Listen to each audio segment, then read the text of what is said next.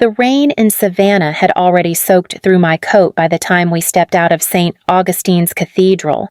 People whispered condolences as they passed, murmuring about my grandfather's legacy. But no one really looked at me. They looked at Gregory Whitcomb, my father, standing tall on the cathedral steps like a statesman greeting supporters. He shook hands with the precision of a man who never let emotion interfere with performance. "Thank you for coming," he said to an older couple, his voice warm, controlled, polished. The moment they walked away, the warmth vanished. I stepped closer. "We should head back," I offered quietly. He didn't look at me. "We will. After I speak with the donors." There it was. Even at his father's funeral, Gregory worked the crowd. When the final cluster of mourners drifted toward their cars, he finally turned. The rain had flattened his hair, but his eyes were sharp, calculating. "Eleanor," he said. Tone clipped. "We have business to discuss when we reach the house." Business. Not grief. Not family. I swallowed hard. Of course. Inside the limousine, silence pressed between us. I could still smell the incense from the cathedral on my clothes. Gregory clasped his hands in his lap and stared straight ahead. "Your grandfather built this family's reputation," he said at last. "Now it is mine to protect." Something tightened in my chest. I looked out the rain-streaked window because looking at him only made the ache sharper. If you're still here with me, stay close.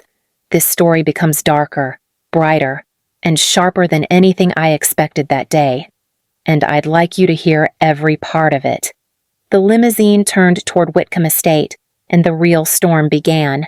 The moment we stepped into Whitcomb Estate, Gregory's shoulders dropped as if he no longer needed to pretend. No mourners, no eyes watching, just me and whatever he had been holding back all day. He didn't even remove his coat before speaking. "Sit down, Eleanor." I stayed standing. "Is something wrong?" He gave a short laugh, the kind he used when correcting a child. "Wrong. No. The transfer is final. The estate has been secured." I felt my pulse catch. "What transfer?" He turned toward me fully for the first time since the funeral. "Your grandfather's assets. Every cent. $237 million. All legally under my control as of this afternoon." I gripped the edge of a chair. He never told me he finalized anything. He did not owe you an explanation." Gregory stepped closer, lowering his voice. "And now that the estate is mine, I will not be carrying dead weight." Something inside me snapped. Dead weight. "Yes," he said, with the ease of someone stating the weather. "You have contributed nothing meaningful here. You drift. You take up space. And I am done enabling it." I stared at him, numb. "So, what are you saying?" "I am saying you will pack your things tonight." He pointed toward the staircase without looking. "You will vacate this house by morning."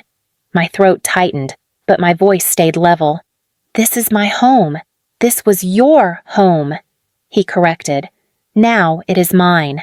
The door to the hallway opened slightly, and Margaret, the housekeeper who practically raised me, appeared. Gregory didn't even turn. "Margaret," he said, "begin preparing her room for inspection tomorrow. She will be gone." Margaret's eyes met mine for a brief, trembling second before she lowered them. Gregory walked past me toward his study. The mask had come off, and the first blow had landed. Margaret lingered in the doorway long after Gregory disappeared down the hall. She looked as if she wanted to speak, but fear pulled her lips tight. "I am so sorry, Miss Eleanor," she whispered. "It is not your fault." My voice felt like glass, thin, fragile, ready to crack. She stepped aside, letting me climb the staircase alone. Every step echoed memories I wished I could forget. My father correcting my posture. My father tearing apart every achievement. My father deciding which dreams were acceptable and which were foolish. But Harrison Whitcomb Sr., my grandfather, he had seen something else. I could still hear him on our porch years ago, handing me an envelope with the first year of graduate tuition. "Do not tell your father," he had murmured. "This is for the future he cannot imagine for you."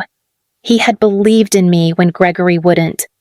Inside my room, I opened the closet and stared at my half-packed suitcase. My hands hesitated on the zipper. Gregory's voice floated up from below. "Make sure she is out by sunrise." Margaret's soft reply followed, barely audible. I tightened my grip on the suitcase handle. If he wanted me gone, I would leave. But not as the daughter he dismissed. Not anymore. I folded 2 shirts before my hands began to shake. Leaving Whitcomb Estate should not have felt like losing a limb, and yet every corner of that room held some echo of the girl I had been the one Gregory spent years reshaping into silence. A soft knock sounded. Margaret slipped inside. "I brought you a lantern," she said quietly. "He told the staff to cut power to this wing tonight." I exhaled slowly. "He wants me gone faster." She nodded once, eyes damp. "Your grandfather would never have allowed this." Her words stung because they were true. After she left, I scanned the shelves one last time. Most books had belonged to my grandfather, gifts he gave me each birthday. When my fingers brushed the spine of a thick biography he once read to me, it slid forward strangely, as if pushed. Something thumped inside it. I opened the book. A sealed envelope rested between the pages, my name written in Harrison Whitcomb Sr. Steady hand. My breath caught. I sat on the bed and opened it with careful fingers. Inside was one line inked lightly, but deliberate. "Those who protect others will be protected by my will." I whispered the words aloud, as if they might rearrange into something clearer. They did not yet. They hummed with purpose. A floorboard creaked in the hallway. Gregory's voice followed, cold and distant. "Make sure she is gone before sunrise." The envelope felt heavier than paper should. I slipped it into my coat pocket and zipped my suitcase shut. If this house wanted me out, I would walk out, but I would take whatever my grandfather left for me, especially the truth he hid where my father would never find it. 3 days after I left the estate, my studio apartment still smelled of fresh paint and old air. I sat at the small kitchen table, sorting through applications for temporary consulting work. When my phone lit up with an unfamiliar number, I almost ignored it, but something in my chest nudged me to answer. "Eleanor Whitcomb," a woman asked, her voice crisp, controlled. "Yes, this is Marianne Clymer. I was your grandfather's attorney." My breath stilled. "Why are you calling me?" A quiet pause followed, the kind used by people who know more than they say. "We need to discuss Harrison Whitcomb's will." She replied, "It contains provisions your father may not have mentioned. My father said everything transferred to him." Another pause, this one edged with something like dry amusement. "I imagine he did. But the legal record disagrees." I gripped the edge of the table. "What exactly are you telling me that your grandfather planned ahead?" Marianne said softly, "And that Gregory Whitcomb's week is about to become significantly more complicated." The line clicked, ending the call. I stared at my phone, pulse unsteady. The echo of her words settling like a spark waiting for flame. Marianne Clymer's office sat above a quiet row of law firms near the Savannah River. No mahogany panels, no portraits of stern ancestors, just straight lines, clean desks, and shelves of thick binders labeled with names I didn't recognize. She gestured for me to sit. "I appreciate you coming quickly," she said. "Your grandfather expected you might need clarity." I folded my hands to keep them steady. "My father told me everything transferred to him." Marianne opened a large binder, flipping to a section marked with a deep red tab. "Your father received what we call the ceremonial transfer. The estate does not belong to him. Not yet." My breath hitched. "What do you mean, not yet?" Harrison Whitcomb placed the full estate $237 million into a philanthropic trust with strict conditions. Her gaze held mine, steady and sharp. Your father cannot access a single dollar unless he completes a community redevelopment initiative valued at $78 million. I blinked. He never mentioned any project. I doubt he read beyond the first page. Marianne slid a form toward me. More importantly, you are named the co-executive of the trust. Equal authority. Equal signature rights. Your father cannot complete the project without you. The room tilted slightly. He would never agree to that. That is precisely why your grandfather did not give him a choice. I stared at the ink beneath my fingertips. And if Gregory refuses, Marianne flipped to the final clause. If either party obstructs, withdraws, or fails to collaborate, the trust dissolves. Half goes to Savannah Charities. The remaining half, $118.5 million, transfers directly to you. My throat tightened. He planned this. He protected you. She corrected gently. And he protected his legacy. I swallowed hard. Does my father know Marianne allowed the faintest curve of a smile? He received notice this morning. He will come to you soon. A cold, steady understanding settled inside me. The ground had shifted, and for the first time in my life, it shifted in my favor. He arrived the next afternoon. 3 sharp knocks rattled my thin apartment door. And when I opened it, Gregory Whitcomb stood on the landing dressed impeccably, but frayed around the edges in a way I had never seen. Sweat beaded at his hairline despite the cool air. "Eleanor," he said, forcing a smile that didn't reach his eyes. "May I come in?" I stepped aside without answering. He entered and looked around the cramped studio as if it personally offended him. "This place is small," he muttered. "It is mine," I replied. His jaw ticked. He straightened his jacket. "There has been a misunderstanding with the estate. The bank is confused. Something about restrictions. No confusion." I said, "It is the trust." He waved a dismissive hand. "Your grandfather was sentimental near the end. I am sure we can work around his wording. His wording is legally binding." Gregory paused, assessing me as though I had suddenly grown taller. "Eleanor, we are family. This animosity is unnecessary. We can move through this together. And what does together mean to you that you sign whatever is needed so I can finalize the transfer? You will receive compensation." "Of course." I held his gaze. "No." His smile thinned. "You cannot possibly run a $78 million project. You will sink us both." I felt the envelope in my coat pocket, its weight steady. "Then you will follow the terms. All of them." For a moment, he looked as if he might break rage, fear, disbelief fighting behind his eyes. But he only straightened again. "Think carefully," he said, and walked out. I closed the door gently. I had already thought carefully. 2 days later, Gregory returned this time to Marianne Clymer's conference room. The air felt charged before he even sat down. He barely looked at me as he lowered himself into the chair across from mine. Marianne set a neatly bound document between us. "These are the collaboration terms required for the trust to proceed." Gregory scoffed. "Required by whom?" "By your daughter," Marianne replied calmly. "And by the law your father wrote." His head snapped toward me. "What exactly is this?" I met his stare without blinking. "Clear expectations. Public acknowledgement of me as co-executive. Full living expense coverage during the project. And the transfer of 3 properties into my name." "Absolutely not," he snapped. "This is extortion." "The trust is what holds the conditions," I said.